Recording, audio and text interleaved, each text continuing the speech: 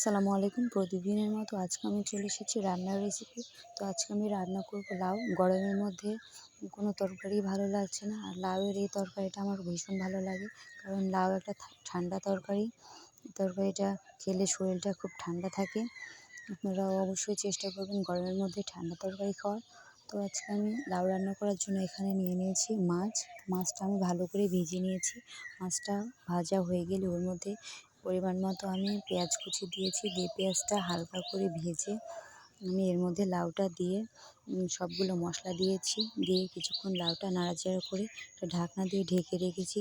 লাউয়ের যে এক্সট্রা পানি থাকে সেটা দিয়ে আমি লাউটা কষিয়ে নেব। লাউটা কষানো হয়ে গেলে পরিমাণ মতো আমি ঝোলের পানি দিয়েছি। পানি দিয়ে এর মধ্যে মাছ দিয়ে আরও কিছুক্ষণ রান্না করে নিয়েছি। রান্নাটা আমার শেষ। তো আমার রান্নার ভিডিও কেমন হয়েছে সবাই অবশ্যই জানাবেন। আজ এখানেই বিদায় নিচ্ছি। আল্লাহ হাফেজ।